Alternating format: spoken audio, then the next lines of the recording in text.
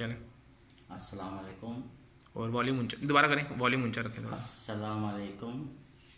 मेरा नाम अब्दुल हफीज़ मीर, वाले साहब का नाम अब्दुल रशीद मीर है। तो पिछले वीडियो में मैंने कुछ अर्ज़ किया, दोबारा मैं पीछे जाता हूँ। कुछ चीज़ें मुझे याद आ रही हैं गेल के ज़माने में। सन 1955 का वाक़या बताता हूँ कि जब वाले साहब ने लेटर लिखा यूब को, ये अंग्रेज़ गद्दार फैक्ट्री को आग लगाना चाहते थे, तो मज़ीद रहना चाहते थे, तो ये दुश्मन हो गए अंग्रेज़। इन्होंने मेरे वालिद साहब की जो तनख्वाह बनती 2 महीने की रोक दी। तो 2 महीने के दरमियान में हम छोले और गुड़ खाते रहे। तो बड़ी बड़ी साजिशें की उन्होंने, जादू किया उन्होंने। तो वालिद साहब बताते थे कि एक कमरा उन्होंने इबादत के लिए रखा हुआ था। तो उस वक़्त ये ग्रिल वगैरह नहीं होते, खिड़कियों में शीशे लगे होते थे।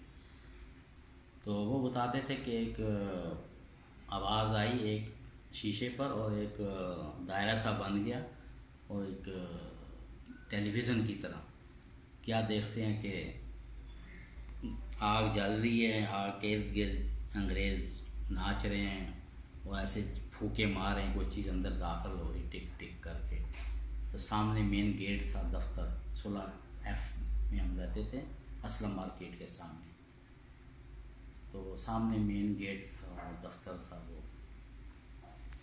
तो वो जब रात का टाइम था तो लाइट तो चाकू लेकर गए, देखते हैं क्या मसला है। तो नज़दीक पहुँचे तो लाइटें बंद हो गई। सारे गोरे जो अंग्रेज़ थे बस में बैठ के बस स्टार्ट करके भाग गए। तो वहाँ उन्होंने पूछा भी ये क्या हो रहा है। कहते हैं जी मीर साहब ये बड़े गंदे गंदे काम कर। हालांकि उनके ऊपर जादू हो रहा था, जादू का असर हुआ इनके ऊपर। घर के बर्तन फेंक दिए, रज़ाइयाँ फेंक दिए, मियाँ वाइफ अपनी मेरी अम्मी के साथ लड़ाई शुरू कर दी उन्होंने। लेकिन 3 दिन वो असर हुआ, उसके बाद अल्लाह का फजल वो ठीक हो गया। उसके बाद 2 महीने हमने छोले गुड़ थे, हम 3 भाई थे 4 बहनें थी। तो मुझे याद है थोड़ा बहुत, क्योंकि मैं 5-6 साल का था। तो उसके बाद 2 महीने के बाद जब तनख्वाह लेने गए तो फोक्सी गाड़ी चलती थी उस वक़्त। तो अम्मी को 30 लेटर बना के ऊपर भेज दिए तनख्वाह लेने के लिए, जो बनती थी 2 महीने की। तो इसी दौरान फोक्सी गाड़ी आई, 4 जनरल उतरे। तो अब्बा जी ने कहा कि मैंने अपनी वाइफ को ऊपर भेजा 30 लेटर बनाकर, तो जो मेरी तनख्वाह बनती 2 महीने की वो मुझे दे दें। तो उन्होंने कहा नहीं आप खुद जाएं। तो अब्बा जी ने कहा नहीं मैं खुद नहीं जाता हूँ, तुम लोग साजिश करते हो। तो उसने कोई गाली दी इंग्लिश में, bloody fool don't be silly, इस तरह कुछ कहा। तो अब्बा जी ने मारना शुरू कर दिया। एक अंग्रेज़ इधर गिरा, 3 ज़ख्मी हो गए। तो आगे मैंने बता दिया था जो कुछ भी है, जिस तरह वो यानी कि जेल में रहे 2-3 दिन। उसके बाद कैमलपुर चले गए, अदालत थी वहाँ पे। तो जज ने पूछा अब्बा जी से कि आपका वकील कौन है। तो अब्बा जी ने कहा मेरा वकील अल्लाह है।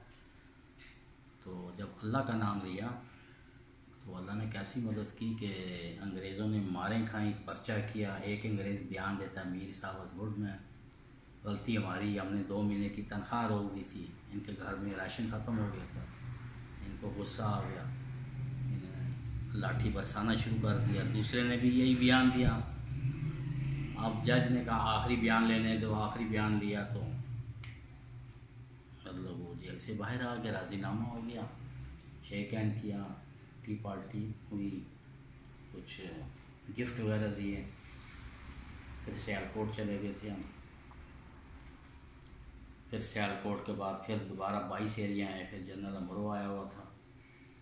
तो उन्होंने ये कहा कि आप लोग असर की नमाज़ घर जाके अदा करें। उस वक्त असर का टाइम ख़त्म हो जाता। तो वालिद साहब ने कुछ इस्लामी कानून लिख के, कुरान की आयतें वगैरह लिख के जनरल अमरो को भेज दिया, फतवा जारी करें तुम नाफरमान हो या जो भी है। तो उन्होंने डिसमिस कर दिया अब्बा जी को।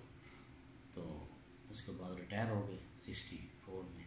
फिर चूड़ हड़ताल आए, 2-3 साल वहाँ रहे। उसके बाद उन्होंने अल्लाह ताला ने मज़ीद उनसे काम लिया। छोटी सी टाइपराइटर मशीन रखी थी, जो पेंशन मिलती थी सब अल्लाह की राह में लगा देते थे। तो बड़े बड़े बादशाहों को अल्लाह का पैगाम पहुंचाते थे, एम्बेसडर को और वज़ीरों को, बाहर मुल्क के बादशाहों को वगैरह। तो अमेरिका से भी लेटर आते थे शुक्रिया, कनाडा गवर्नर जनरल ने भी शुक्रिया के लेटर भेजे।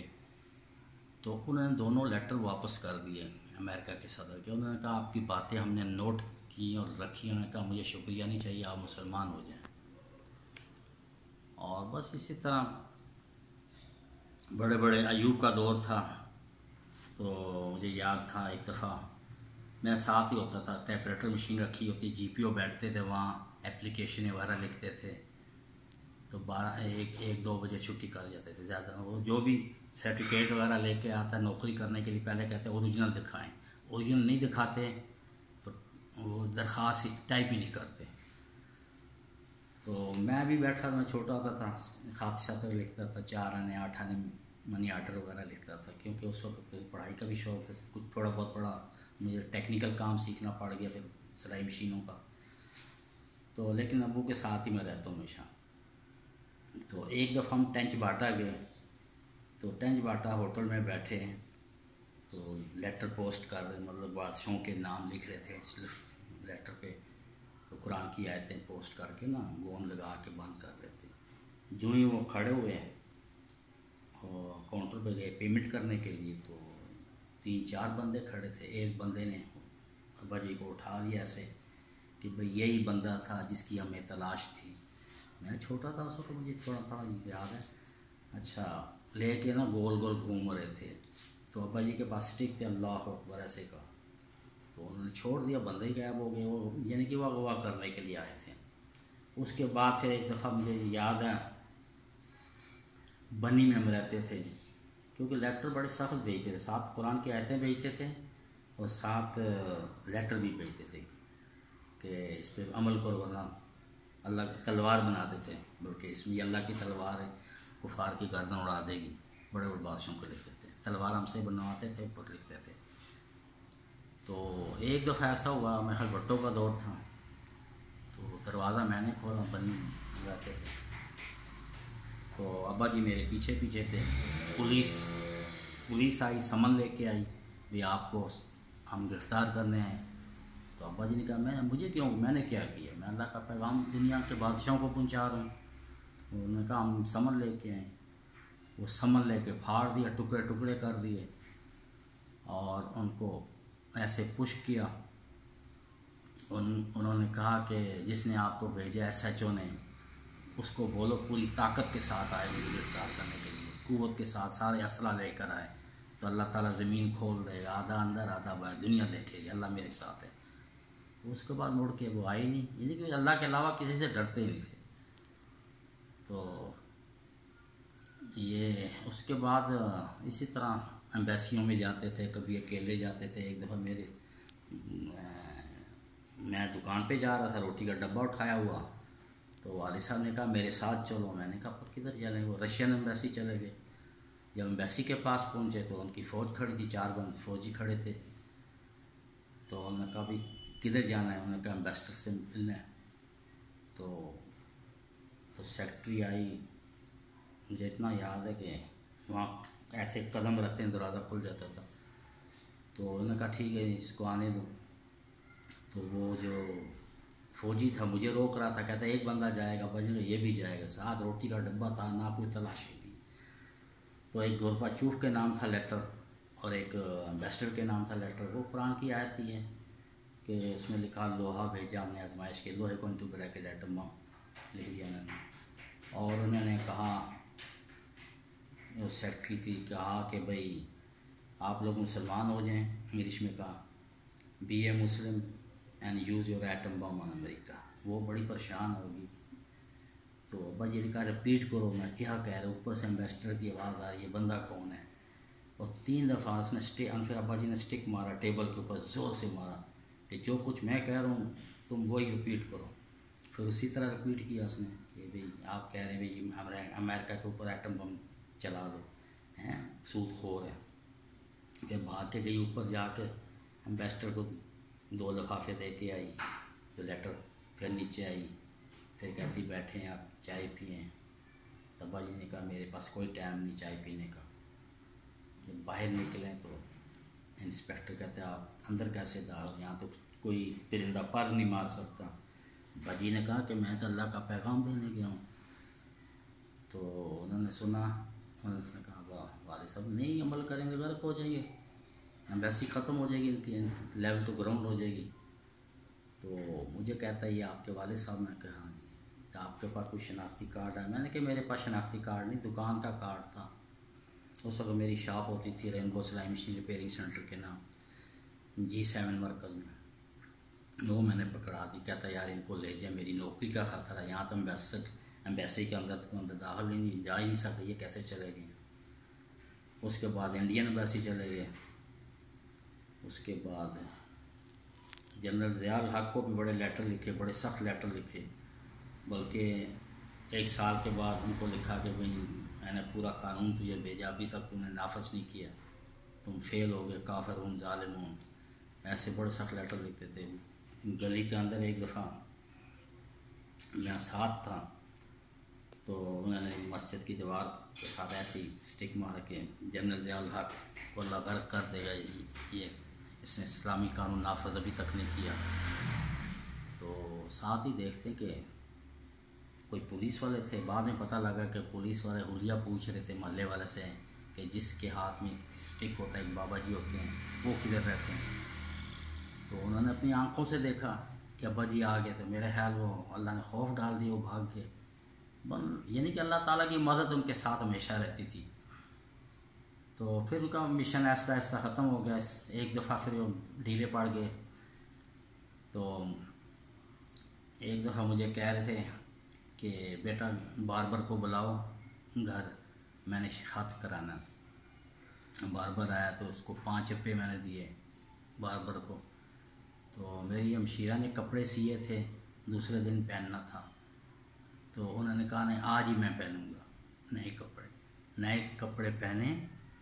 उसके बाद उन्होंने क्या किया कि नफल पढ़ा के चारपाई पे ऐसे सो गए थे और साथ ही उनकी रूह निकल गई। ऐसे एक ही सांस लिया था, बस रूह निकल गई। तो उसके बाद फिर अल्लाह के प्यारे हो गए, अल्लाह ताला हमको जन्नत नसीब करे। तो ये है एंड। और भी कुछ बातें हैं लेकिन मुझे कुछ याद हैं कुछ नहीं याद, बहरहाल मैं एंड कर देता हूँ। अल्लाह ताला उनको जन्नत नसीब करे। तो हाँ, थोड़ी सी एक और बात याद आई मुझे।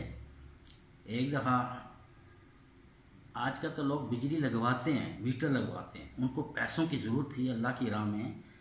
तो वापडा दफ्तर महरील ले, उस वक्त वो अंग्रेज़ था, कोई जनरल मैनेजर। तो उन्होंने कहा कि मेरी सिक्योरिटी वापस करें 250 रुपये और मीटर उतार के ले जाएँ। वो लोग वो हैरान परेशान के लोग बिजली लगवाते हैं, ये बंदा कह रहे मीटर उतार लो मेरा। अच्छा, वो फिर मीटर उतार दिया उन्होंने, 250 रुपये पेमेंट कर दी। वो 250 रुपये फिर टिकट वगैरह ख़रीदे, लिफाफे ख़रीदे, यानी कि अपना मिशन जारी रखा। दुनिया 120 ममालिक के बादशाहों को अल्लाह का पैगाम पहुँचाया।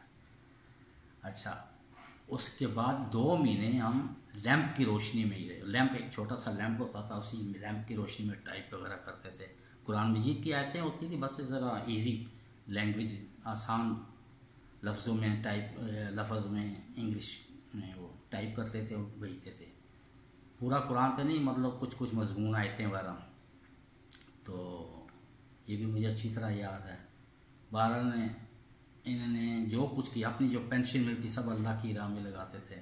कुछ घर लगाते थे, कुछ अल्लाह की राह में यही टिकटें शिकटें पोस्ट वगैरह। तो अल्लाह ताला अच्छी मौत भी दी उनको। तो अल्लाह ताला जब नसीब करें हम, तो अल्लाह ताला तौफीक सबको दे कि हमें भी इस्लाम अल्लाह के अहकामात पे अमल करें जो कुरान पाक में, ताकि हम दुनिया और आखिरत में कामयाब। जब तक हम कुरान पाक मीनिंग तर्जुमे से नहीं पढ़ेंगे हमें समझ नहीं आएगी, क्योंकि कुरान पाक समझने के लिए है। अमल करें, अमल तब होगा जब आप समझेंगे। पहले समझें, अरबी पढ़ें और उसकी मीनिंग अपनी ज़बान में पढ़ें। अगर आपकी ज़बान इंग्लिश है तो इंग्लिश में पढ़ें, अगर उर्दू है पश्तो में पढ़ें। जब आपको समझ आएगी अल्लाह रसूल क्या कह रहे हैं, तब ही अमल होगा। अगर समझ नहीं आएगी तो फ़ायदा कोई नहीं कुरान पढ़ने का। कुरान समझने के लिए जब आप समझेंगे फिर अल्लाह से दुआ करें, अल्लाह हमें तौफीक दे कुरान पाक के अहकामात पे अमल करें ताकि हम दुनिया और आखिरत में कामयाब हो। तो यही दुआ करना चाहिए, अल्लाह हमको दुनिया में भी अच्छी ज़िंदगी और आखिरत में भी अच्छी दोज़ख की आग से बचा। आमीन।